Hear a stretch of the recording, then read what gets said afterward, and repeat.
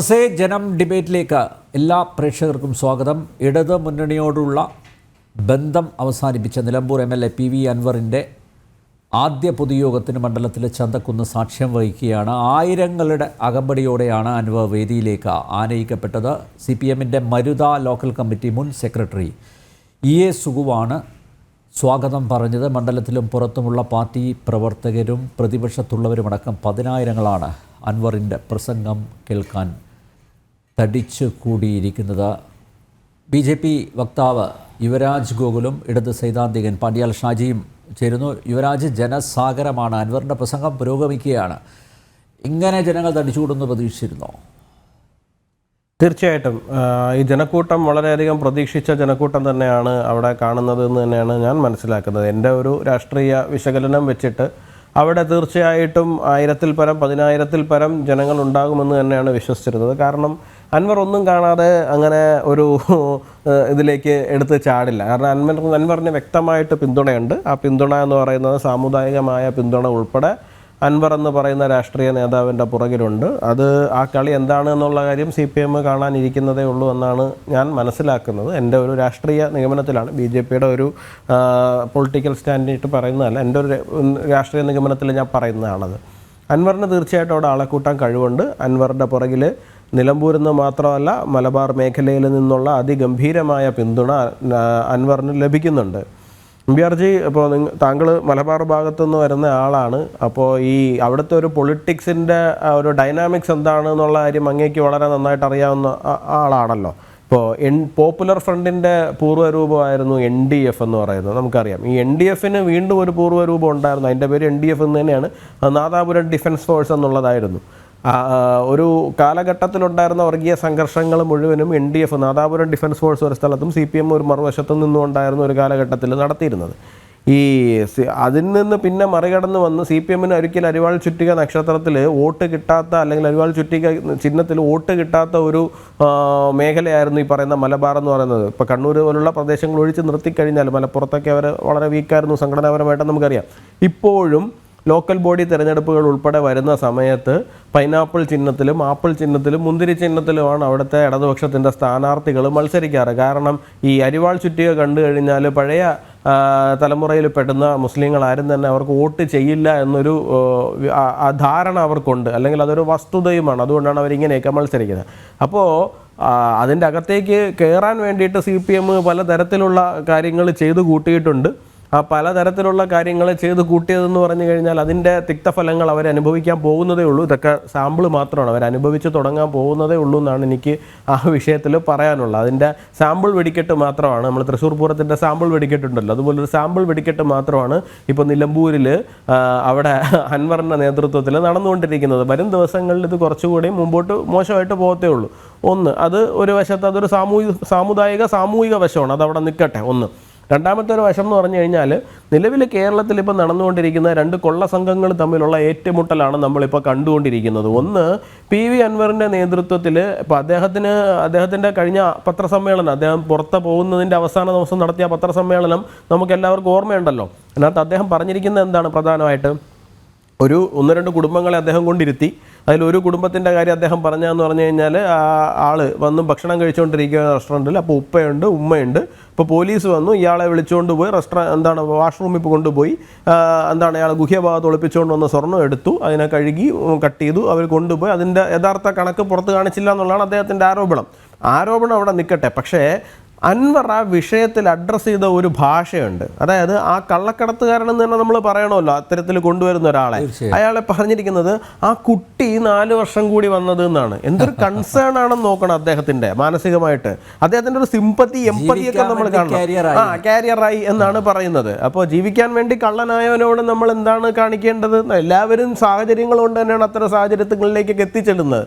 അല്ലാണ്ട് ജനിക്കുമ്പോൾ തന്നെ ഇങ്ങനെയല്ലല്ലോ വരുന്നത്, സാഹചര്യങ്ങൾ കൊണ്ടെത്തുന്നതാണ്. അപ്പോൾ പക്ഷെ നമ്മൾ അവരെ വിശേഷിപ്പിക്കേണ്ടത് എന്താണ് എന്നുള്ളതാണ് നമ്മൾ അതിനകത്ത് മനസ്സിലാക്കേണ്ടത്. നോക്കൂ, ഒരു ബലാത്സംഗം നടത്തിയ ഒരാളോട് ചെന്ന് ചോദിച്ചാൽ അയാൾക്കും പറയാനുണ്ടാകും 100 കാരണം അയാൾ എത്തിയ സാഹചര്യം എന്താണ്. അതുകൊണ്ട് നമ്മൾ അതിനെ അംഗീകരിച്ചു കൊടുക്കാനൊന്നും പോകുന്നില്ലോ. അപ്പോൾ ഒരു ക്യാരിയറായിട്ടുള്ള ആളെ, ഒരു കള്ളക്കടത്തുകാരനെ അദ്ദേഹം വിശേഷിപ്പിക്കുന്നത് കുട്ടി എന്നാണ്. അപ്പോൾ അദ്ദേഹത്തിൻ്റെ ആരുടെ കുട്ടി? അദ്ദേഹത്തിൻ്റെ കുട്ടിയാണോ? ഇനി അദ്ദേഹമാണോ പറഞ്ഞു വിട്ടിരിക്കുന്നത്? നമുക്കറിയില്ല. ഒന്ന് അവിടെ നിൽക്കുന്നു. രണ്ടാമതൊരു മറുവശം നമ്മൾ കാണുന്നതെന്ന് പറഞ്ഞു കഴിഞ്ഞാൽ, കേരള പോലീസിൻ്റെ നേതൃത്വത്തിൽ മുഖ്യമന്ത്രിയുടെ ഓഫീസ് കേന്ദ്രീകരിച്ചുകൊണ്ട് ഈ കള്ളൻ്റെ കയ്യിൽ നിന്ന് സാധനം അടിച്ചു മാറ്റുന്ന മറ്റൊരു കൊള്ള സംഘം ഇവിടെ പ്രവർത്തിക്കുന്നു എന്നുള്ളതാണ്. ഒടുവിൽ ഈ 2 കൊള്ള സംഘങ്ങളും തമ്മിലുള്ള ഒരു പോരാട്ടം, അത് മുഖ്യമന്ത്രിയുടെ ഓഫീസ് കേന്ദ്രീകരിച്ച്, മുഖ്യമന്ത്രിയുടെ ഏറ്റവും വിശ്വസ്തനായിട്ടുള്ള ഒരു ഇടതുപക്ഷ MLA ഓഫീസ് കേന്ദ്രീകരിച്ച് ഇതൊക്കെ നമ്മുടെ കേരളത്തിൽ നടന്നുകൊണ്ടിരിക്കുകയാണ്. അതിൻ്റെ റിസൾട്ടാണ് നമ്മൾ ഇന്നിപ്പോൾ കേരളത്തിൽ ഈ പറയുന്ന രാഷ്ട്രീയ കോലാഹലങ്ങൾ കഴിഞ്ഞ 2-3 അല്ലെങ്കിൽ 1 മാസമായിട്ട് നമ്മൾ ഈ ചർച്ച ചെയ്തുകൊണ്ടിരിക്കുന്നത്. അതിൻ്റെ ഇടയിലേക്ക് അവരുടെ ഉന്നയിക്കുന്ന ആർഗ്യുമെൻസിന് പൊളിറ്റിക്കലി സ്റ്റാൻഡിങ് കിട്ടാൻ വേണ്ടിയിട്ട്, ബലം കിട്ടാൻ വേണ്ടിയിട്ട് തൃശ്ശൂർ പൂരം ഉൾപ്പെടെയുള്ള വിഷയങ്ങൾ എടുത്തിട്ടു. ഇപ്പോൾ VD സതീശനെ പോലുള്ള ആൾക്കാരെ സംബന്ധിച്ചിടത്തോളം കുറേ കാലങ്ങളായിട്ട് അവരൊരു ആരോപണം കേട്ടുകൊണ്ടിരിക്കുകയാണ്. ഇന്നത്തെ കോൺഗ്രസ്, നാളത്തെ RSS എന്നുള്ള തലത്തിലുള്ള ഒരു ആരോപണം കേൾക്കുന്നുണ്ട്. അവർക്കതിനെ തിരിച്ച് CPM-ൻ്റെ കോർട്ടിലേക്ക് ആ സാധനം ഇട്ട് കൊടുക്കാൻ വേണ്ടിയിട്ടൊരു സാധനം കിട്ടി. അവർ വളരെ ഭംഗിയായിട്ട് അത് ഉപയോഗിക്കുകയും ചെയ്തിട്ടുണ്ട്, ഇല്ല എന്ന് പറയുന്നില്ല. CPM-നെ സംബന്ധിച്ചിടത്തോളം രാഷ്ട്രീയമായിട്ട് വലിയ ബുദ്ധിമുട്ട് അത് ഉണ്ടാക്കുകയും ചെയ്തിട്ടുണ്ട്. പക്ഷേ യാഥാർത്ഥ്യം എന്ത് എന്ന് ചോദിച്ചു കഴിഞ്ഞാൽ, യാഥാർത്ഥ്യം നമ്മൾ ഈ പറയുന്ന അനാവശ്യ വിഷയങ്ങളുടെ പുറകിലേക്ക് പോവുക എന്നുള്ളതല്ല. കേരളത്തിൽ മുഖ്യമന്ത്രിയുടെ ഓഫീസ് കേന്ദ്രീകരിച്ച് ഈ പറയുന്ന കള്ളക്കടത്തും കൊള്ളത്തരങ്ങളുമായി ബന്ധപ്പെട്ടിട്ട് വലിയ ഗ്യാങ് വാർ നടക്കുന്നുണ്ട്. ആ ഗ്യാങ് വാറിൻ്റെ ഒരു സ്ഥലത്ത് P. ശശി ഉൾപ്പെടെയുള്ള ആൾക്കാർ നിൽക്കുമ്പോൾ മറുവശത്ത് PV അൻവർ ഉൾപ്പെടെയുള്ള ആൾക്കാർ നിൽക്കുന്നു എന്നുള്ളതാണ്. Yes, okay. അൻവർ പറയുന്നത് കേൾക്കാൻ പ്രേക്ഷകർക്ക്, ജനം ടിവിയുടെ പ്രേക്ഷകർക്ക് താല്പര്യമുണ്ടാകും. പക്ഷേ അൻവർ ഇപ്പോൾ അദ്ദേഹത്തിൻ്റെ കുട്ടിക്കാലത്ത് എത്തിയേ ഉള്ളൂ. ആ ഒരു പശ്ചാത്തലമൊക്കെ പറഞ്ഞ് വിവരിച്ചു വരികയാണ്. അതുകൊണ്ടാണ് ഈ ഡിബേറ്റിലേക്ക് വന്നത്. അൻവർ ഉന്നയിച്ച പ്രധാന വിഷയങ്ങൾ അത് തെളിവ് സഹിതം അവതരിപ്പിക്കുമെന്നാണ് കരുതുന്നത്. കാരണം എല്ലാ സന്നാഹത്തോടും കൂടിയാണ് അൻവർ എത്തിയിരിക്കുന്നത്. അവിടെ വലിയൊരു സ്ക്രീനിൽ ഈ തെളിവുകൾ പ്രദർശിപ്പിക്കും എന്നാണ് ആ ജനസഞ്ചയം പ്രതീക്ഷിക്കുന്നത്, പ്രതീക്ഷിക്കുന്നത്. അൻവർ പ്രധാനപ്പെട്ട വിഷയങ്ങൾ അവതരിപ്പിക്കുന്ന സമയത്ത് ഞങ്ങൾ അതിലേക്ക് പോകും. ശ്രീ പാണ്ഡ്യാല ഷാജി, പ്രതീക്ഷിച്ചിരുന്നോ ഇങ്ങനെ ഒരു ജനസഞ്ചയം അൻവറിന് പിന്നിൽ അണിനിരക്കുമെന്ന് പ്രതീക്ഷിച്ചു? നോക്കൂ, ആയിരങ്ങളുടെ അകമ്പടിയോടുകൂടിയാണ് അദ്ദേഹം ആ സമ്മേളന വേദിയിൽ എത്തിയത്. രാവിലെ ചില പ്രശ്നങ്ങളൊക്കെ ഉണ്ടായിരുന്നു. അൻവറിൻ്റെ പരിപാടി നടക്കുമ്പോൾ ചില കയ്യേറ്റവും മറ്റു പ്രശ്നങ്ങളൊക്കെ ഉണ്ടായിരുന്നു. ഒരുപക്ഷെ ഈ യോഗം അലങ്കോലപ്പെടുത്താനുള്ള ഒരു ശ്രമം ബോധപൂർവം CPM-ൻ്റെ ഭാഗത്തു നിന്നുണ്ടാകുമെന്നൊക്കെയാണ് പ്രതീക്ഷിച്ചത്. പക്ഷേ നോക്കൂ, ശാന്തമായിട്ടിപ്പോൾ പൊതുയോഗം നടക്കുകയാണ്. അൻവറിന് ഒരു ചലനമുണ്ടാക്കാൻ സാധിച്ചു എന്ന് നമുക്കല്ലേ ഈ ആദ്യ പൊതുയോഗത്തിലൂടെ നമുക്കങ്ങനെ വിലയിരുത്താം.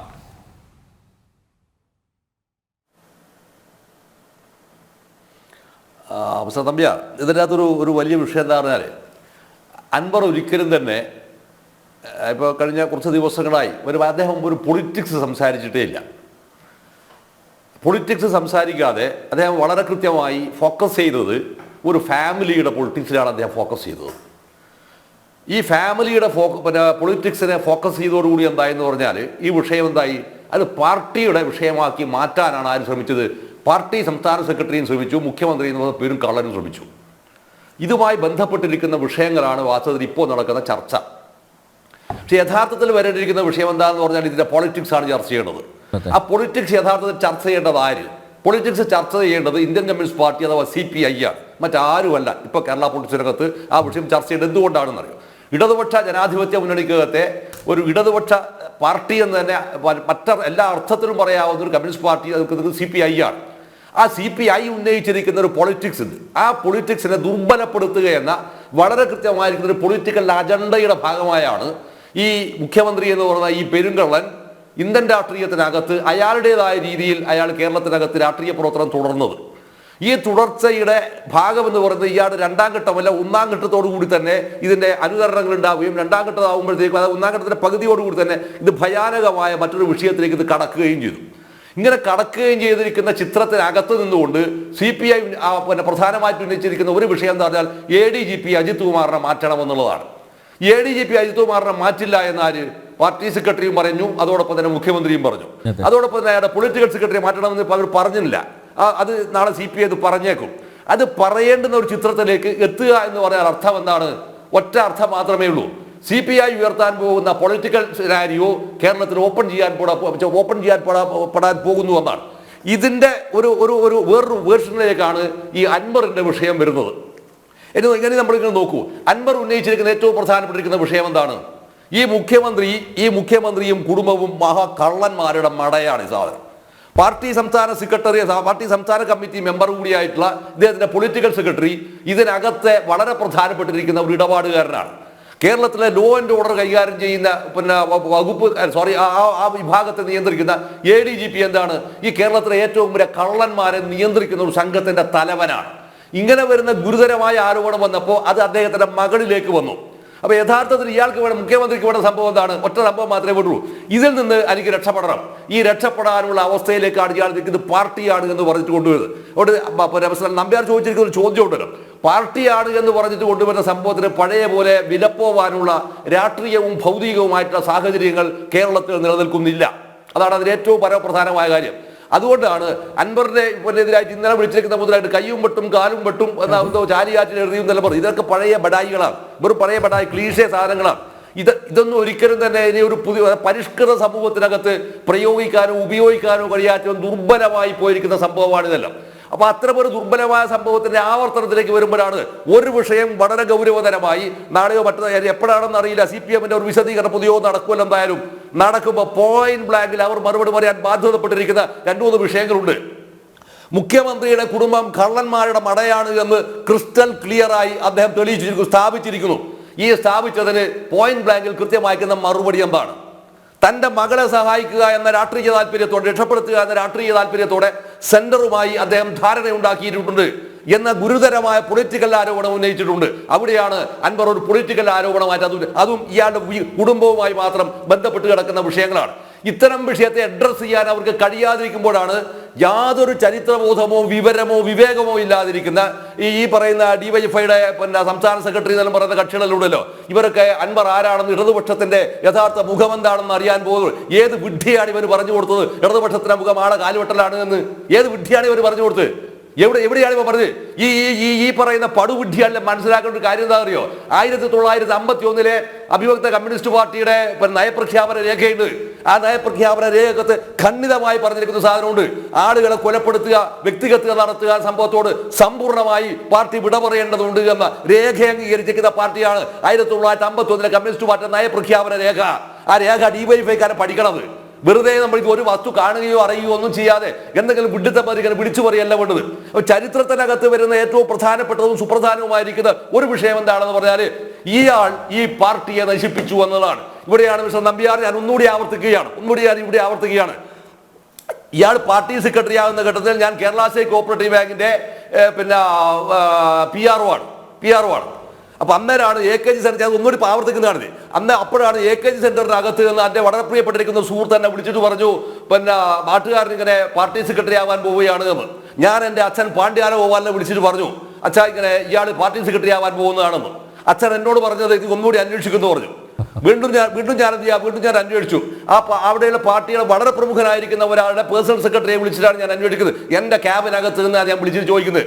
അപ്പോൾ പറഞ്ഞത് മറുപടി എന്താണെന്ന് പറഞ്ഞാൽ മാഷോട് പറയണം വൈകുന്നേരം 4 മണിയാകുമ്പോൾ വാർത്താ സമ്മേളനം നടത്തും, TV ഓൺ ചെയ്യാൻ പറയണമെന്ന് പറഞ്ഞു. TV എൻ്റെ വീട്ടിൽ നേരത്തെ ഉള്ളതല്ല. എൻ്റെ സഹോദരി ബാങ്കിൽ ജീവനക്കാരിയായപ്പോൾ അന്നേരം വാങ്ങിച്ചിരിക്കുന്നതാണ്. അതിന് മുമ്പേ TV ഒന്നും എൻ്റെ വീട്ടിലില്ല. അപ്പോൾ ഇത് പറഞ്ഞപ്പോൾ എൻ്റെ അച്ഛനോട് ഞാനിത് പറഞ്ഞപ്പോൾ എൻ്റെ അച്ഛൻ പറഞ്ഞതിലേക്ക് ഒരു കമന്റ് ഉണ്ട്. ഞാൻ ഇതിനകത്ത് പറഞ്ഞതാണ്, അവൻ ഈ പാർട്ടിയുടെ ഉദകക്രിയ നടത്തും, അയാളുടെ കഥയും കഴിക്കും. അയാളെന്ന് പറഞ്ഞാൽ അത് VS അച്യുതാനന്ദനാണ്. അന്ന് VS അച്യുതാനന്ദനും ഈ പറയുന്ന പാർട്ടി പിന്നീട് പാർട്ടി സെക്രട്ടറി ആയിരിക്കുന്ന ഇയാളും തമ്മിൽ, മിസ്റ്റർ വിജയനും തമ്മിൽ വളരെ വൈകാരികമായിരിക്കുന്ന ബന്ധമാണ്. വളരെ വൈകാരികവും തീക്ഷ്ണവുമായ ബന്ധമാണ്. പക്ഷേ പാണ്ഡ്യാല ഗോപാലിന് അന്ന് എൻ്റെ ചെവിയിൽ ഇപ്പോഴും ഉള്ളത് പറഞ്ഞത് അയാളുടെ കഥ ഇവൻ കഴിക്കും, ഈ പാർട്ടിയുടെ ഉദകക്രിയ നടത്തുമെന്നാണ്. നിങ്ങൾ നോക്കൂ കാലം കുറച്ച് കഴിഞ്ഞപ്പോൾ സംഭവിച്ചത് എന്താണ്? എൻ്റെ അച്ഛൻ പറഞ്ഞതിന്റെ മഹത്വമല്ല ഞാൻ പറയുന്നത്. ഇയാൾ ആരായിരുന്നു, എന്തായിരുന്നു എന്ന് കൃത്യമായി തിരിച്ചറിയുന്ന കേരളത്തിനകത്ത് ആരെങ്കിലും ഉണ്ടെങ്കിൽ അത് എവിടെയാണെന്ന് പറയുന്നത് അത് ഈ പിണറായിക്കാർക്ക് മാത്രമേ സാധ്യമാവുള്ളൂ. മറ്റേ കേരളത്തിനകത്തെ ജില്ലക്കത്ത് ഒരാൾക്കും ഇയാളെ അറിയില്ല. കാരണം ഇദ്ദേഹം നിർമ്മിച്ചു വച്ചിരിക്കുന്ന ഒരു വ്യാജ നിർമ്മിതിയുണ്ട്. അതെ. ഈ വ്യാജ നിർമ്മിതിയുടെ അടിസ്ഥാനത്തിൽ നിന്നുകൊണ്ടാണ് എല്ലാവരും ഇയാൾ കാണിക്കുന്നത്. ഇങ്ങനെ കാണുമ്പോഴാണ് എന്തുകൊണ്ട് ഈ മനുഷ്യന് നേരെയായി ഇത്രയേറെ ആരോപണങ്ങൾ ഉയർന്നു എന്നുള്ളതാണ് പരമപ്രധാനമായിരിക്കുന്നത്. അൻവർ, ഇനി അൻവറിനെ നിങ്ങൾ എടുക്കുക. ഈ അൻവർ കേരള പൊതുസമൂഹത്തിൽ അത്രയേറെ സ്വീകാര്യനായിരിക്കുന്ന ആളാണെന്ന അഭിപ്രായമൊന്നും എനിക്കില്ല. അതെല്ലാം വേറെ വിഷയമാണ്. പക്ഷെ അൻവർ ഇപ്പൊ ഈ സാധനം പറയുമ്പോൾ ഞാൻ അൻവറിന്റെ കൂടെ വെക്കും. അത് മറ്റു വിഷയങ്ങളുടെ മേലെയാണ്. അവിടെയും വരുന്നൊരു വിഷയം എന്താ, അൻവറിനെ കൊണ്ട് ജനാധിപത്യപരമായി ചെയ്യാവുന്നതും ജനാധിപത്യ വിരുദ്ധമായി ചെയ്യാവുന്നതുമാക്കുന്ന മുഴുവൻ കാര്യങ്ങളും ഈ അൻവറിനെ കൊണ്ട് ചെയ്യിച്ചത് ഇവരല്ലേ ഈ പാർട്ടിയല്ലേ? അപ്പോഴെല്ലാം തന്നെ അൻവർ സ്വീകാരനായിരുന്നു. പക്ഷേ അൻവർ വന്നത് എവിടുന്നാണ്? അൻവർ വന്നത് ഒരിക്കലും ഒരു കമ്മ്യൂണിസ്റ്റ് പാർട്ടിയിൽ നിന്നല്ല. അൻവർ വന്നത് കോൺഗ്രസിൽ നിന്നാണ്. അതുകൊണ്ട് തന്നെ അൻവറുടെ ജനാധിപത്യ ബോധ്യങ്ങൾ എന്ന് പറയുന്നത് എന്തായിരിക്കും? സാധാരണ ഒരു സംഘടനാ ചട്ടക്കൂടിനകത്ത് നിൽക്കുന്ന ബോധ്യമേ അല്ല, മറിച്ച് അതിനപ്പുറത്തേക്ക് കടക്കുന്നത്. ആ കടക്കുന്ന അവസ്ഥ വന്നപ്പോഴാണ് അൻവർ എന്ത് ചെയ്ത്, അൻവർ ഈ സാധനം വിളിച്ചു പറഞ്ഞു. ഇത് വിളിച്ചു പറഞ്ഞപ്പോൾ ആദ്യം ഒന്ന് വിരട്ടി നോക്കി, വിരട്ടി നടക്കൂല എന്നുള്ള അവസ്ഥയും ഈ അവസ്ഥ വന്നപ്പോൾ നിസ്സഹായനായി, ഞാൻ ഒന്നുകൂടി ആ നിസ്സഹായനായി പാർട്ടി പോളിറ്റ് ബ്യൂറോ യോഗത്തിന് ഡൽഹിയിൽ പോയ സമയത്ത് ഞാൻ കണ്ടതാണ് വളിച്ചു നിൽക്കുന്ന ഇയാളുടെ മുഖം. എവിടെ പോയി? ഇയാളുടെ ക്ഷാത്രവീര്യം എവിടെയാ പോയത്? എവിടെ പോയി ക്ഷാത്രവീര്യം? ഒരു വാക്ക് പ്രയോഗിക്കാൻ കഴിഞ്ഞു? ഗോവിന്ദൻ നടത്തിയേക്കുന്ന വാർത്താ സമ്മേളനത്തിന്റെ ദൈന്യത എത്രയായിരുന്നു? എത്ര ദൈന്യത! ഇത്ര മെലിഞ്ഞ ഒരു വാർത്താ സമ്മേളനം. അൻവറിനെതിരെ ഗൗരവതരമായിരിക്കുന്ന ഒരു വിമർശനം നടത്താൻ പോലും കഴിയാത്ത വിധത്തിൽ നിങ്ങൾ പ്രതിരോധത്തിലായിട്ടുണ്ട് എങ്കിൽ ആ പ്രതിരോധത്തിന്റെ സാക്ഷ്യപത്രമാണ് മിസ്റ്റർ നമ്പ്യാർ അവിടെ ഇപ്പൊ കാണിക്കുന്ന ജനമെന്ന് പറയുന്നത്. അവിടെ ഇപ്പൊ കാണുന്ന ജനമതാണ്. ആ ജനത്തെ മുഴുവൻ തന്നെ ഉണ്ടാക്കി വെച്ചത് ആരാണ്? ഈ പറയുന്ന പെരുങ്കടനായ മുഖ്യമന്ത്രിയും ഒരു വസ്തുവിന് കൊള്ളാത്ത ഈ പാർട്ടി സെക്രട്ടറിയും ചേർന്നിരിക്കുന്ന സംവിധാനമാണ് ആ കൂടിയിരിക്കുന്ന ജനക്കൂട്ടത്തിന്റെ യഥാർത്ഥമായിരിക്കുന്ന ആളുകൾ എന്ന് പറയുന്നത്. അതുകൊണ്ട് ഒരു കാര്യം വളരെ കൃത്യമായിട്ട് വ്യക്തമായിട്ട് ഞാൻ പറയാണ്, അൻവർ ഉന്നയിച്ചിരിക്കുന്ന രാഷ്ട്രീയ വിഷയങ്ങളല്ലാത്തതുകൊണ്ട് തന്നെ ഈ വിഷയത്തെ അഡ്രസ് ചെയ്യാൻ പലപ്പോഴും പുതിയ അണികൾക്ക് വളരെയേറെ താല്പര്യങ്ങൾ ഉണ്ടായിരിക്കും. പക്ഷേ വരേണ്ടത് യഥാർത്ഥത്തിലുള്ള രാഷ്ട്രീയ വിഷയങ്ങളാണ്. ആ രാഷ്ട്രീയ വിഷയങ്ങൾ ഉണ്ടായിത്തീരുമ്പോൾ അത് കൃത്യമായി വളർത്തിക്കൊണ്ടുവരുന്ന ഒരു രാഷ്ട്രീയ നിലപാടിലേക്ക് CPI ചുവട് വെച്ചിരിക്കുന്നു എന്നുള്ളതാണ് ഈ കേരള രാഷ്ട്രീയത്തിലെ ഏറ്റവും ഗംഭീരമായിരിക്കുന്ന ഒരു അധ്യായം എന്നാണ് എൻ്റെ പ്രാഥമികമായ വാദത്തിൽ മിസ്റ്റർ നമ്പ്യാറിനോട് എനിക്ക് ഇപ്പോൾ പറയാനുള്ളത്. യെസ്, യുവരാജ് അൻവറിൻ്റെ പൊതുയോഗം തുടരുകയാണ്. ഇതുവരെ പുതുതായിട്ടൊന്നും പറഞ്ഞിട്ടില്ല. അദ്ദേഹം പറഞ്ഞത് ആവർത്തിക്കുകയാണ് അല്ലേ? ആവനാഴിയിലെ അസ്ത്രങ്ങൾ തീർന്നോ അൻവറിൻ്റെ? അല്ല, ആവനാഴിയിലെ അസ്ത്രങ്ങൾ തീർന്നു എന്ന് നമുക്ക് പറയാൻ കഴിയില്ല. കാരണം ഒന്ന്, അദ്ദേഹത്തെ സംബന്ധിച്ചിടത്തോളം ഇത്രയധികം ആൾക്കൂട്ടത്തെ അവിടെ സംഘടിപ്പിക്കുവാൻ സാധിച്ചു എന്ന് പറയുന്നത് രാഷ്ട്രീയമായി അതൊരു വലിയ വിജയം തന്നെയാണ്. കാരണം അത്രയും പ്രൊഫഷണലായിട്ടാണ് അതിനെ ഹാൻഡിൽ ചെയ്തിരിക്കുന്നത്. നമ്മളതിനെ വെറും ഒരു ആൾക്കൂട്ടം മാത്രമായിട്ട് കണ്ടാൽ പോരാ. ഇപ്പോൾ അവരത് ഷൂട്ട് ചെയ്യുന്ന ക്യാമറ ആംഗിൾ ഉൾപ്പെടെ അത്രയും വളരെ പ്രൊഫഷണലായിട്ട് അദ്ദേഹം അതിനെ ഹാൻഡിൽ ചെയ്തിട്ടുണ്ട്. അപ്പോൾ അസ്ത്രങ്ങൾ തീർന്നതിൻ്റെ വിഷയമല്ല. എല്ലാ പ്രേക്ഷകർ അറിയേണ്ടത് ഈ എല്ലാ ചാനലുകളും കാണിക്കുന്നത് അൻവറിൻ്റെ ഫേസ്ബുക്ക് ലൈവാണ്. ഈ വ്യത്യസ്തമായിട്ടുള്ള ദൃശ്യങ്ങളുണ്ടല്ലോ, അത് അൻവർ തന്നെ ഏർപ്പാടാക്കിയതാണ്. അതുകൊണ്ട് തന്നെയാണ് യുവരാജ് നേരത്തെ പറയുകയുണ്ടായി ആ സമയത്ത്, അതായത് വളരെ പ്രൊഫഷണലായിട്ടുള്ള ഒരു ടീം അൻവറിന് പിന്നിലുണ്ട്. ഇനി ഈ പാർട്ടിക്കകത്തുള്ള പ്രൊഫഷണലായിട്ടുള്ള ആൾക്കാർ എത്ര പേരുണ്ട് എന്നാണ് അറിയേണ്ടത് അല്ലേ? അതെ, തീർച്ചയായിട്ടും. അത് അപ്പോൾ അദ്ദേഹം ഒരുങ്ങിയാണ് എന്നാണ് ഞാൻ അതിനകത്ത് വേറൊരു ഇതല്ല പറഞ്ഞത്. അദ്ദേഹം അത്രയ്ക്ക് ഒരുങ്ങിയാണ് അതിന് ഇറങ്ങിയിരിക്കുന്നത്. അങ്ങനെ ഒരു ഫൈറ്റിലേക്ക് അദ്ദേഹം ഇറങ്ങിയിരിക്കുന്നത് വളരെ ഒരുങ്ങിയിട്ടാണ്, വളരെ പ്രിപ്പറേഷനോടുകൂടി തന്നെയാണ്. ഒന്ന്. രണ്ടാമത്തെ ഒരു കാര്യം എന്ന് പറഞ്ഞാൽ ശ്രീ പാണ്ഡ്യാല ഷാജി നേരത്തെ പറഞ്ഞതിൻ്റെ ഒരു തുടർച്ചയാണ്. അതായത് CPM ഇടതുപക്ഷ രാഷ്ട്രീയത്തിന് അല്ലെങ്കിൽ തമസ്കരിച്ച് കഴിഞ്ഞിട്ട് കാലം കുറേയായി. അവരുടെ കോർ ഐഡിയോളജി എന്താണോ അതിനെ അവർ മറന്നു കഴിഞ്ഞു. ഇപ്പോൾ ഒരു ഉദാഹരണം പറഞ്ഞു കഴിഞ്ഞാൽ എന്താണ് ഇടതുപക്ഷം എന്ന് ചോദിച്ചു കഴിഞ്ഞാൽ ഇടതുപക്ഷം എന്ന് പറയുന്നത് ദുർബല പക്ഷത്തോടൊപ്പം നിൽക്കുക എന്നുള്ളതിനെയാണ് ഇടത് എന്നുള്ളത് കൊണ്ട് ഉദ്ദേശിക്കുന്നതെന്നാണ് നമ്മൾ മനസ്സിലാക്കുന്നത്. ചരിത്രപരമായ പല കാര്യങ്ങളും ഉണ്ട്. ഇപ്പോൾ പല വിഷയങ്ങളും നിങ്ങൾ എടുത്ത് നോക്കിക്കോളൂ. ഇപ്പോൾ ഒരു ഉദാഹരണം പറഞ്ഞു കഴിഞ്ഞാൽ യൂണിഫോം സിവിൽ കോഡിൻ്റെ വിഷയം വരുന്നത്, അല്ലെങ്കിൽ മുത്തലാഖിൻ്റെ വിഷയം വരുന്നത്. മുത്തലാഖിൻ്റെ വിഷയം വരുമ്പോൾ ആർക്കൊപ്പമാണ് അവർ നിലനിൽക്കേണ്ടത്? സ്ത്രീകൾക്കൊപ്പമാണ്. അവരവിടെ അല്ല നിലകൊള്ളുന്നത്. പകരം അവർ രാഷ്ട്രീയമായിട്ട് അവരുടെ കോർ ഐഡിയോളജി എന്താണോ അവരതിനെ കോംപ്രമൈസ് ചെയ്ത് കഴിഞ്ഞു. അതിൻ്റെ റിസൾട്ടാണ് ഒന്ന് അവരിപ്പോൾ ഇവിടെ അനുഭവിച്ചുകൊണ്ടിരിക്കുന്നതെന്നാണ് ഒന്ന് ഞാൻ മനസ്സിലാക്കുന്നത്. രണ്ട്, അൻവർ വളരെ ഭംഗിയായിട്ടൊരു കാര്യത്തിന് ഉപയോഗിക്കുന്നുണ്ട്. അത് പറയാതിരിക്കാൻ സാധ്യമല്ല. കാരണം കഴിഞ്ഞ 7-8 വർഷമായിട്ട് പിണറായി വിജയൻ എന്ന് പറയുന്ന മുഖ്യമന്ത്രി കേരളം ഭരിക്കുകയല്ല, കേരളത്തിനെ ഭരിച്ചു മുടിച്ചുകൊണ്ടിരിക്കുകയാണ്.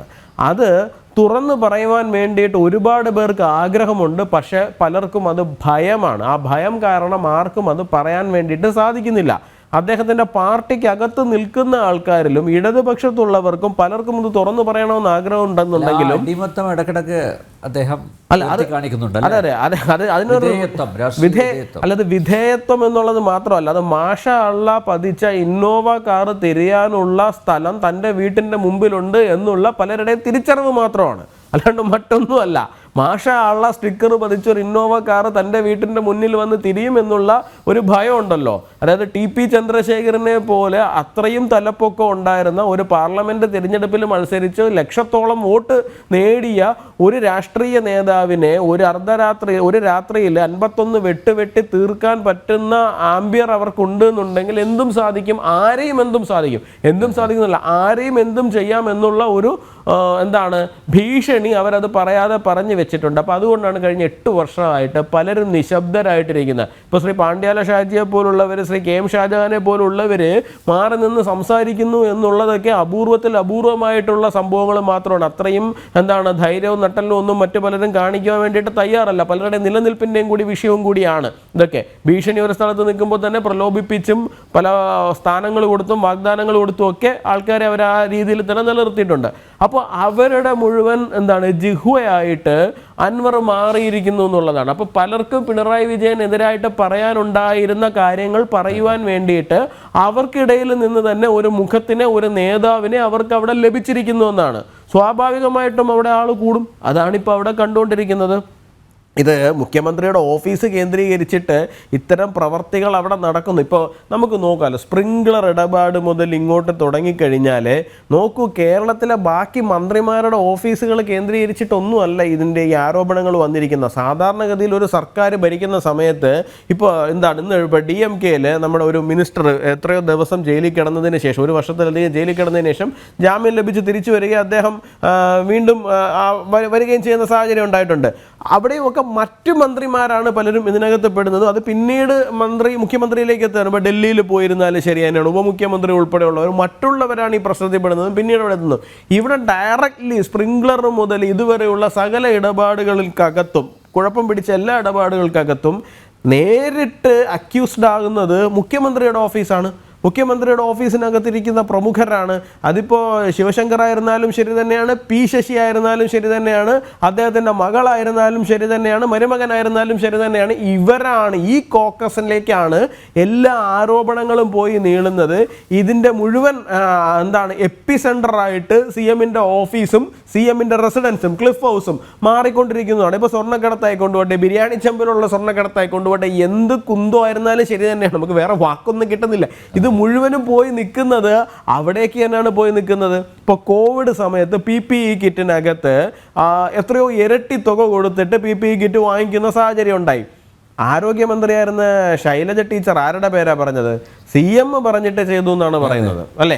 അല്ലാണ്ട് അവരും അവിടെ അത് നിഷേധിക്കാൻ വേണ്ടിയിട്ട് പിണറായി വിജയന് സാധിച്ചിട്ടില്ല. അപ്പോൾ ഈ പറയുന്ന തട്ടിപ്പിൻ്റെയും വെട്ടിപ്പിൻ്റെയും അഴിമതിയുടെയും മുഴുവൻ കേന്ദ്രമായിട്ട് മുഖ്യമന്ത്രിയുടെ ഓഫീസ് മാറിയിരിക്കുകയാണ്. അവർക്ക് പഥ്യമല്ലാത്ത ആൾക്കാർ, അതിനിപ്പോൾ ശൈലജ ടീച്ചറായിരുന്നാലും ശരി, മറ്റാരായിരുന്നാലും ശരി തന്നെയാണ്, അവരെ ഒന്നടങ്കം മാറ്റി നിർത്തുന്ന സാഹചര്യമാണ് ഉണ്ടാകുന്നത്. അവർ ഒതുക്കപ്പെടുകയാണ് പാർട്ടിക്കകത്ത്. അവിടെയാണ് അൻവർ എന്ന് പറയുന്ന ഒരാൾ മുമ്പോട്ടേക്ക് വന്നിരിക്കുന്നത്.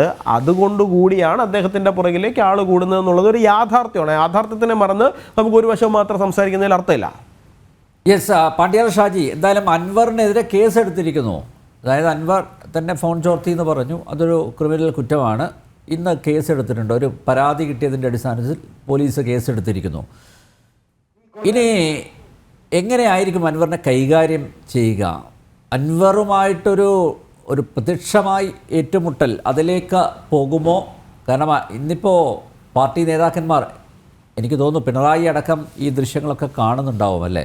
അൻവറിൻ്റെ പ്രസംഗം കേൾക്കുന്നുണ്ടാവും, അല്ലെങ്കിൽ വിശ്വസ്തർ കൃത്യമായിട്ട് കാര്യങ്ങൾ അറിയിക്കുന്നുണ്ടാവും, അല്ലേ? എന്തായാലും അൻവറിന് ജനപിന്തുണയുണ്ട് എന്ന് ഈ ദൃശ്യങ്ങൾ വിളിച്ചു പറയുന്നു, അല്ലേ? അൻവറിൻ്റെ തന്നെ ആത്മവിശ്വാസം ഇരട്ടിയായിരിക്കുന്നു.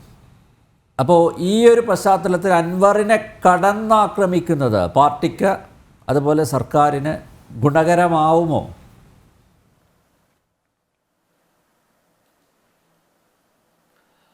തീർച്ചയായും അത് അൻവറിനെ കടന്നാക്രമിക്കാൻ അവർ നിൽക്കില്ല, കഴിയില്ല. ആ കഴിയാത്തൊരവസ്ഥയെ മറ്റൊരു രീതിയിൽ അതിനെ ക്രമീകരിക്കാൻ വളരെ കൃത്യമായി CPIMന്റെ ഭാഗത്ത് നിന്ന് ഒരു ശ്രമം നടക്കുന്നുണ്ട് എന്നാണ് ഞാൻ മനസ്സിലാക്കുന്നത്. അതെവിടെയാണെന്ന് പറഞ്ഞാൽ പിന്നെ അതാണ് മലപ്പുറം പാർട്ടി സെക്രട്ടറി കൂടിയായിട്ടുള്ള ജില്ലാ സെക്രട്ടറി കൂടിയായിരിക്കുന്ന മോഹൻദാസ്, EN മോഹൻദാസ്, അദ്ദേഹം നടത്തിയിരിക്കുന്നൊരു പ്രസ്താവനയുണ്ട്. പാർട്ടിക്കകത്തുള്ള മുസ്ലിം സമുദായത്തിലുള്ള ആളുകളെ സമ്പൂർണ്ണമായി അകറ്റി നിർത്താൻ അൻവർ ബോധപൂർവം ശ്രമിക്കുന്നു എന്ന് പറയുന്നൊരു പരാമർശമുണ്ട്. അതിനകത്ത് വരുന്നൊരു വിചിത്രമായ സംഭവം എന്താ പറഞ്ഞാൽ പിന്നെ സമുദായത്തിന് CPIMനകത്തുണ്ടായിരിക്കുന്ന സ്വാധീനവും അല്ലെങ്കിൽ അവർക്കുണ്ടായിരുന്ന ബഹുമാനവും നേരത്തെ തന്നെ നഷ്ടപ്പെട്ട് തുടങ്ങിക്കഴിഞ്ഞു. വലിയ തോതിൽ അവർക്ക് നഷ്ടമായി കഴിഞ്ഞിരിക്കുന്നു. അത് കഴിയാനുണ്ടായ പ്രധാനപ്പെട്ട കാരണങ്ങളിൽ ഒന്ന് അവിടെയാണ് അൻവർ ഞാൻ നേരത്തെ പറയുന്നത് പൊളിറ്റിക്സിൽ അൻവർ തൊട്ടത് ഇതിനകത്ത്. അപ്പം ആ തൊടുമ്പോഴാണ് അയാളുടെ മകൾക്കെതിരെ വന്നിട്ടുള്ള ഗുരുതരമായ കേസുകൾ. അത് ശരിക്കും രാജ്യദ്രോഹപരമായ കേസാണ് വാസ്തവത്തിൽ സ്പ്രിംഗ്ലർ അഴിമതി. കാരണം എൻ്റെ കുടുംബത്തിനകത്ത് വരാതെ ഒരു കുട്ടിയുടെ DNA അടക്കം എടുത്തിട്ട് പിന്നെ പുറത്തു കൊണ്ടുപോയി വിൽക്കുക എന്ന് പറയുന്ന എന്താ പറയുക അങ്ങേയറ്റം അധാർമികമായിരിക്കുന്ന ഒരു പ്രവൃത്തി ചെയ്തു എന്ന ആരോപണ വിധേയമാണ് ഈ പറയുന്ന ഇദ്ദേഹത്തിൻ്റെ മകൾ പിന്നെ വീണ വിജയൻ. അത്തരം വിഷയങ്ങൾക്കകത്ത് ഗൗരവമേറിയിരിക്കുന്ന അന്വേഷണങ്ങളെ തടയാനുള്ള വലിയ തോതിലുണ്ടായിട്ടുള്ള എന്താ പറയുക പിന്നെ ദല്ലാൾ ബന്ധങ്ങൾ പിന്നെ മുഖ്യമന്ത്രി ഉണ്ടാക്കിയിരിക്കുന്നു എന്നുള്ളതാണ്. ഈ ഉണ്ടാക്കിയിരിക്കുന്നു എന്നുള്ള വിഷയമാണ് വാസ്തവത്തിൽ അതിനകത്ത് ഒരു പൊളിറ്റിക്സ് എന്ന് പറയുന്ന സംഭവം. അതിനെ എങ്ങനെ മറികടക്കാമെന്നുള്ളതാണ് വാസ്തവത്തിൽ ഇപ്പോൾ പിന്നെ CPIM ആലോചിച്ചു വരുന്ന ഒരു പ്രധാനപ്പെട്ടിരിക്കുന്ന വിഷയം. അത്തരമൊരു വിഷയത്തെ അഡ്രസ്സ് ചെയ്യാൻ അൻവർ നിൽക്കുമ്പോൾ ആ അൻവറിന്റെ ആ വിഷയത്തെയാണ് ചെയ്യുന്നത് ഒരു മുസ്ലിം പക്ഷത്തിന്റെ വിഷയമാണ് എന്ന് പറയുന്നത്. പക്ഷേ അതിനകത്ത് പോലും അൻവർ ചില ഘട്ടങ്ങളിൽ ഉപയോഗിച്ചിരിക്കുന്ന ചില പ്രയോഗങ്ങളുണ്ട് ഇതിനകത്ത്. ആ പ്രയോഗങ്ങൾ പലപ്പോഴും എന്തായിത്തീരുന്നു പറഞ്ഞാൽ ഒരുപക്ഷെ മലപ്പുറത്തെ മുസ്ലിം സമുദായത്തിൽപ്പെട്ട മുസ്ലിം ലീഗ് പോലും പ്രയോഗിക്കാതിരിക്കുന്ന ഒരു രീതിയുണ്ട് അതിനകത്ത്. ആ രീതിയിലേക്ക് അത് മാറുമ്പോൾ സ്വാഭാവികമായിട്ടും എന്താണെന്ന് പറഞ്ഞാൽ അത് വളരെ കൃത്യമായി അതിൻ്റെ എന്താ പറയുക പോർമുന മറുഭാഗത്തേക്ക് തിരിക്കാനുള്ള ഒരു ഒരു ഒരു ഒരു ഒരു ഒരു അന്തരീക്ഷം നിർമ്മിക്കപ്പെടുന്നില്ല. അത്തരമൊരു വളരെ നീചമായ ഒരു കുബുദ്ധിയിലേക്ക് കൂടെ മാത്രമേ CPIMന് ഇനി ഇതിനെ മറികടക്കാൻ സാധ്യമാവുകയുള്ളൂ. രണ്ടാമത്തെ വിഷയം എന്താണെന്ന് പറഞ്ഞാൽ ഈ ആരോപണത്തിന്റെ മുഴുവൻ കുന്തമുനയിൽ നിൽക്കുന്ന ആർക്കെതിരെയാണ്? ഞാൻ ആവർത്തിച്ച് പറയാണ്, ഈ പെരുങ്കള്ളനായിരിക്കുന്നത് ഈ മുഖ്യമന്ത്രി നേർക്കാണ്. വേറെ ആർക്കെതിരായുമല്ല, ഒരാൾക്കെതിരായുമല്ല. എന്തുകൊണ്ടാണ് ഈ അഴിമതിയുടെ കൂത്തരങ്ങായി സാധാരണ നിലയിൽ വരാവുന്ന ഒരു പഞ്ചായത്ത് ഓഫീസിലേക്ക് വരെ നിങ്ങൾ പാർട്ടിക്കാരനും ഇയാളുമായി ബന്ധമുള്ളവരാണോ ആണ് എങ്കിൽ നിങ്ങൾക്ക് അഴിമതി നടത്താമെന്ന് പറയുന്ന ഒരു സാമാന്യവൽക്കരണത്തിലേക്ക് ഇത് കടന്നു പോകുന്നത് എവിടെയാണ്? ഇവിടെയാണ് രാഷ്ട്രീയത്തിലെ ധാർമ്മികതയുടെ ഒരു വളരെ പ്രധാനപ്പെട്ട വിഷയമാവുന്നത്. വളരെ പ്രധാനപ്പെട്ട വിഷയമാകുന്ന അടിയാണ്. ഒരു തരത്തിലുള്ള രാഷ്ട്രീയ ധാർമ്മികതയും ജീവിതത്തിൽ ഇന്നേ വരെ പുലർത്താത്ത ഒരാളാണ് ഈ പറയുന്ന മുഖ്യമന്ത്രി. ഒരു തരത്തിലുള്ള ധാർമ്മികതയും അയാൾ ജീവിതത്തിൽ ഒരിക്കലും പുലർത്തിയില്ല. തനിക്ക് വേണ്ടുന്ന എല്ലാ ആളുകളെയും അയാൾ ടൂളായി ഉപയോഗിക്കുകയും തൻ്റെ ആവശ്യം പൂർത്തീകരിച്ചു കഴിഞ്ഞാൽ നിർദ്ദയമായി അതിനെ തള്ളിക്കളയാൻ ഒരു മടിയും കാണിക്കാത്ത ആള്. ആ ആളെയാണ് ഈ കേരളത്തിനകത്തെ പിന്നെ തിരുവായ്ക്കൊരപ്പന്മാരായിരിക്കുന്ന ആളുകൾ, പടുബുദ്ധികളായിരിക്കുന്ന ആളുകൾ എന്ത് ചെയ്ത് ഇയാളെയാണ് ഈ ഇരട്ടച്ചങ്കൻ എന്ന ബഹുമാനിച്ചത്. ഈ ബഹുമാനത്തിന്റെ ഭാഗമായിട്ടായിരുന്നു നിയമസഭക്കകത്ത് ഒരു ആരോഗ്യ വകുപ്പ് മന്ത്രി, ഒരു ബുദ്ധിപരമായ ഒരാരോഗ്യവും ഇല്ലാത്ത ആരോഗ്യ വകുപ്പ് മന്ത്രി എന്ത് പറയുന്നത്, ഇതൊരു കപ്പിത്താനുണ്ട്, ഇത് ഒലയാത്ത കപ്പലാണ്, ആനയാണ്, ചേനയാണ്, കുന്തമാണെന്നെല്ലാം പറഞ്ഞ് വലിയ ബടായി വിട്ടത്. ഇത് പറയിപ്പിക്കാൻ മാത്രമുള്ള ഒരു അനുചര വൃന്ദത്തെ അയാൾ സൃഷ്ടിക്കുന്നതിലൂടെ അയാൾ എന്തായി തീരുകയാണെന്നറിയോ? പ്രൊപ്പഗൻഡ മിഷണറിയിലൂടെ ഇയാൾ ഒരു അപ്രതിരോധ്യനായിരിക്കുന്ന ഒരാളാണ് എന്നൊരു വ്യാജ നിർമ്മിതി അയാൾ ഉണ്ടാക്കി തീർത്തു. ഇത് ഉണ്ടാക്കി തീർക്കുമ്പോൾ എല്ലാം തന്നെ ഇയാളെന്ത് ചെയ്യാണ്? ഇയാളും ഇയാളുടെ പരിവാരങ്ങളും അതിസമർത്ഥമായി കക്കുകയാണ്, മോഷ്ടിക്കുകയാണ് ഇവിടെ ചെയ്യുന്നത്. അല്ലെങ്കിൽ നേരത്തെ പറഞ്ഞിരിക്കുന്ന പോയിന്റ് തന്നെ ഞാൻ പറയാം. അല്ലെങ്കിൽ ഇയാൾ ഈ ഇരട്ടച്ചങ്ങിനും വലിയ മണ്ണാങ്കട്ടലുണ്ടെങ്കിൽ എന്തടോ ഈ പറയുന്ന ഇയാൾക്ക് അൻവർ നേരെ വിരൽ ചൂണ്ടാൻ ധൈര്യമില്ലാതെ പോകുന്നത്? എന്താണ് ധൈര്യമില്ലാതെ പോകുന്നത്? ഗോവിന്ദൻ ജീവിതത്തിൽ ഇത്രയും ദുർബലമായ ഒരു വാർത്താ സമ്മേളനം ഗോവിന്ദൻ നടത്തി, അതും ഡൽഹിയിൽ നടത്തിയിട്ടുണ്ടാവുമോ? എന്താ അയാൾക്ക് പറയാൻ പോകുന്നത്? പറയാൻ പറ്റാത്തത്? ഈ പറയാൻ പറ്റാതെ പോകുന്നു അൻവറിന്റെ ധൈര്യം അല്ലാതെ. അൻവറിന്റെ ധൈര്യം എന്താണ്?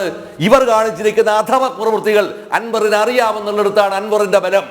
ആ ബലമാണ് വാസ്തവത്തിൽ അൻവർ ആരോട് പറയുന്നത്? കേരളത്തിലെ പൗരാവലിയോടും പ്രത്യേകിച്ച് ഇപ്പോൾ നിലമ്പൂരിലെ പുരുഷാരത്തോടും അയാൾ സംസാരിക്കുന്നത്. ആ സംസാരം വരുമ്പോൾ സ്വാഭാവികമായിട്ടും ആര് വറക്കും, ആര് ഭയപ്പെടും? ഈ പക്ഷം ഭയപ്പെട്ടേ മതിയാവുള്ളൂ.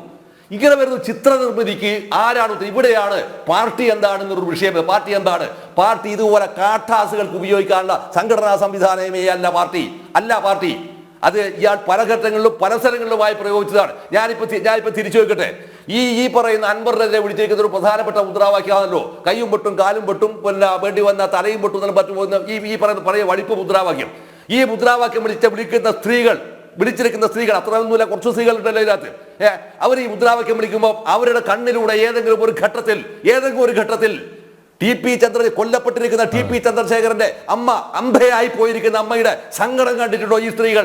ആരെങ്കിലും കണ്ടിട്ടുണ്ടോ?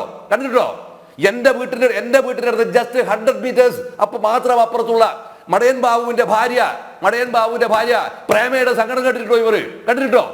ഇയാളുടെ വീട്ടിന്റെ അടുത്തൊന്നും എന്റെ വീട്ടിൽ ജസ്റ്റ് 500 മീറ്റർ ദൂരെയുള്ള പിണറായിൽ കൊല്ലപ്പെട്ടിരിക്കുന്ന രമിത്തിന്റെ പെങ്ങളുണ്ട്, നിറഗർഭിണിയായിരിക്കുന്ന പെങ്ങൾ. ആ പെങ്ങളുടെ മുമ്പിൽ വെച്ചാണ് ആ പെങ്ങൾക്ക് മരുന്ന് വാങ്ങാൻ പോകുന്ന സഹോദരനെയാണ് ഒന്നും ചെയ്യാതിരിക്കുന്ന ഒരു കുട്ടി. ആ കുട്ടിയാണ് ബസ്സിൽ കയറാൻ നോക്കുന്ന സമയത്ത് പിറകിൽ നിന്ന് വലിച്ചിട്ടത് അവിടെ അറസ്റ്റിടുന്നത്. അമ്മ സാക്ഷി, മകൾ സാക്ഷി. ഈ മുദ്രാവാക്യം വിളിക്കുന്ന ഏതെങ്കിലും ഒരു സ്ത്രീക്ക് കാരുണ്യം എന്ന് പറയുന്നൊരു സംഭവം ഉണ്ടോ? ഇത്ര വിരൂപന്മാരായി വിളിക്കാൻ മാത്രമുള്ള മുദ്രാവാക്യം വിളിക്കാൻ പ്രേരിപ്പിക്കുന്നത് ആരാണ്? അതും ഇവന്റെ നീച ബുദ്ധിയാണ്. ഇല്ലെങ്കിൽ ഒരിക്കലും പിടിക്കില്ല. ഇതിപ്പോഴോ ആ രമിത്ത് എന്ന് പറയുന്ന കുട്ടിയുടെ പിന്നെ കേസ് തലശ്ശേരി കോടതി നടന്നുകൊണ്ടിരിക്കുകയാണ്. അതിനകത്ത് ശിക്ഷ ഏതാണ്ട് ഉറപ്പാണെന്നാണ് തോന്നുന്നത്. അങ്ങനെ വരുന്ന ചിത്രം ഉണ്ടാകുന്നുണ്ടെങ്കിൽ അതിനെ മറികടക്കാൻ ഹൈക്കോടതിയിൽ പോകാൻ ഞാൻ മനസ്സിലാക്കിയത്തോളം അറിഞ്ഞിടത്തോളം ആണെങ്കിൽ 90 ലക്ഷം ഉറുപ്പിയാണ് ഇവിടുന്ന് പിരിക്കുന്നത് പറയുന്നത്. ഈ പിണറായി 90 ലക്ഷം ഉറുപ്പിയ. നമുക്ക് ഒരു റൗണ്ട് ഫിഗർ പറഞ്ഞാൽ 1 crore. ആർക്ക്? എന്തിന്? ഗർഭിണിയായിരിക്കുന്ന തന്റെ പെങ്ങൾക്ക്, ആ പ്രിയപ്പെട്ട പെങ്ങൾക്ക് മരുന്ന് വാങ്ങിക്കാൻ പോകുമ്പോൾ വെട്ടിക്കൊല്ലാൻ അത് ചെയ്തിരിക്കുന്നയാളെ രക്ഷിക്കാൻ 90 ലക്ഷം ഉറുപ്പിക ഈ പിണറായി പഞ്ചായത്തിൽ നിന്ന് പിരിക്കുകയാണ്. കാർ ഉൾപ്പെടെയുള്ള ബമ്പർ സമ്മാനല്ലേ? ദുരന്തമാണിത്. പടം കേട്ടില്ല.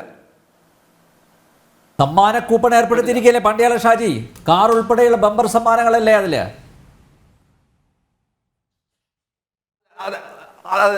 ബമ്പർ സമ്മാനങ്ങൾ ഇത് ഏർപ്പെടുത്തി ചെയ്യുമ്പോൾ ഇതൊരു പാതകം എന്താണെന്ന് പറഞ്ഞാൽ നിങ്ങൾ സത്യത്തിൽ നിങ്ങൾ എന്താണ് ചെയ്ത് ഇത്തരത്തിലുണ്ടാക്കുന്ന അധാർമിക പ്രവൃത്തികൾ ചെയ്യുമ്പോഴാണ് നമ്മൾ പറയുന്ന ഈ അൻവർ ഇതിനെല്ലാം കൂട്ടുനിന്ന ഒരാളായിരുന്നല്ലോ ഈ പറയുന്ന സംവിധാനത്തിനകത്ത് മൂപ്പർ കയറിയപ്പോ. എല്ലാത്തിനും കൂടി നിൽക്കുമ്പോഴാണ് ചോദ്യം വരുന്നത്.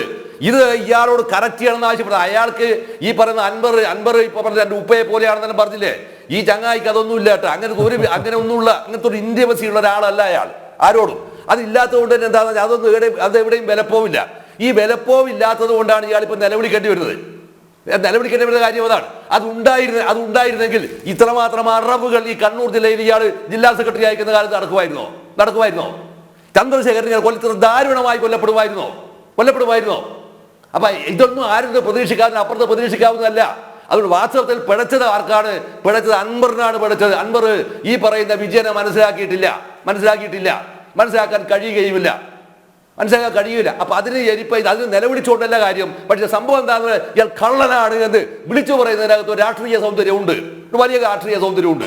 ആ രാഷ്ട്രീയ സൗന്ദര്യം ഭംഗിയായി അൻവർ നിർവഹിക്കുമ്പോൾ അതിനെ ചെറുക്കാൻ കഴിയാത്ത, പ്രതിരോധിക്കാൻ കഴിയാത്ത പാർട്ടി ദുർബലമാക്കപ്പെട്ടപ്പോ അതാ ഞാൻ പറഞ്ഞത്, രാഷ്ട്രീയത്തിലെ ധാർമ്മികത എന്ന് പറയുന്ന വിഷയം സത്യത്തിൽ ആര് ചർച്ച ചെയ്യണമെങ്കിൽ ആ പാർട്ടിക്കകത്ത് പ്രവർത്തിക്കുന്ന ഓരോ പാർട്ടി മെമ്പറും ഒരു വണ്ണാങ്കട്ടയും ചർച്ച നടക്കൂല.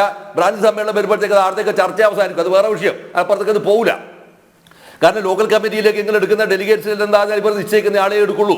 അതിനപ്പുറത്തേക്ക് തരുന്ന ചർച്ചകൾ വേണ്ട തീരുമാനിച്ചു കഴിഞ്ഞാൽ അവിടെ അവസാനിക്കും. പിന്നെ ഇത് പറയേണ്ടത് എവിടെയാ? ശരിക്കും പറ്റിയില്ലേ? ആര് പറയും?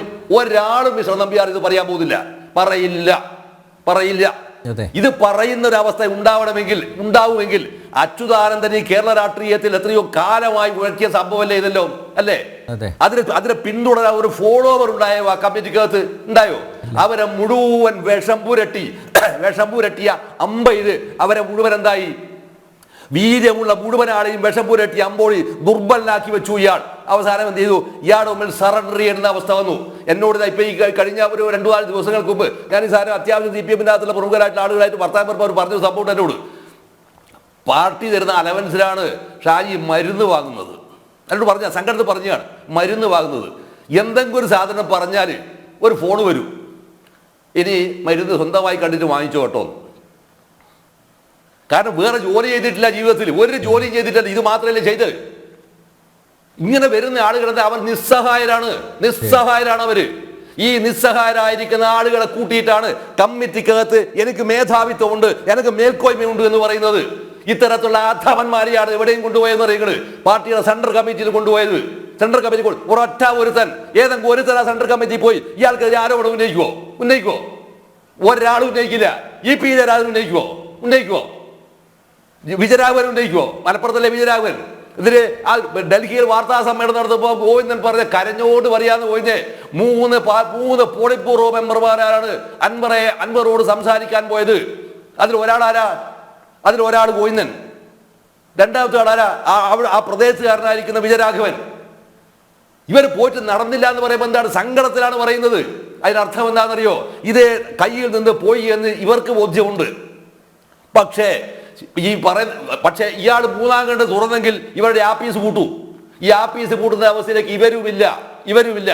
ഈ ഇല്ലാത്ത അവസ്ഥയിലേക്ക് ഒരു കേരളീയ പൊതുസമൂഹത്തെ ഇത്രയേറെ മലീമസമാക്കി, ഇത്രയേറെ അധികാരഗർവിന്റെ ആഭാസ തരത്തിന്റെ കേന്ദ്രമാക്കി മാറ്റിയിരിക്കുന്ന ഒരാൾ, അയാൾക്കെതിരെ ഞാൻ പറയുകയാണ് ഒരു വലിയ സംഭവമായി മാറാൻ പോകുന്നു എന്നുള്ള ഒരു അഭിപ്രായവും എനിക്കില്ല. ഞാൻ അങ്ങനെ പറയുകയുമില്ല. കാരണം ഞാൻ ഇതിനേക്കാൾ വലിയ മൂവ്മെന്റിന്റെ ഭാഗമായി നിന്നിട്ടുള്ള ഒരാളാണ്. അതുകൊണ്ട് ഞാൻ പറയുന്നത്. പക്ഷേ അത്തരം ഒരു സംഭവം വരുന്നു എന്നതിനെ ഞാൻ വളരെ സഹർഷം സ്വാഗതം ചെയ്യും. അത് കേരളത്തിലെ ജനാധിപത്യ പ്രസ്ഥാനത്തിന്റെ ഒരു വലിയ എന്താ പറയുക ആരംഭത്തിലുള്ള ഒരു സംഭവമായി തീരും. അതോടൊപ്പം തന്നെ CPM എന്നൊരു പാർട്ടി വീണ്ടും എന്താണ് എന്നുള്ളത് പൊതുജനത്തിന് മുന്നിൽ പ്രത്യേകിച്ച് ഇയാൾ എന്താണ് എന്ന് എക്സ്പോസ് ചെയ്യപ്പെടുന്നതാണ്. അതാണ് അതിന്റെ രാഷ്ട്രീയ സൗന്ദര്യം എന്നാണ് മിസ്റ്റർ നമ്പ്യാറിന്റെ അഭിപ്രായം. യെസ്, ഡിബേറ്റ് ഇവിടെ പൂർണ്ണമാകുന്നു. ചർച്ചയിൽ പങ്കെടുത്ത എല്ലാ അതിഥികൾക്കും നന്ദി. ഒപ്പം പ്രേക്ഷകർ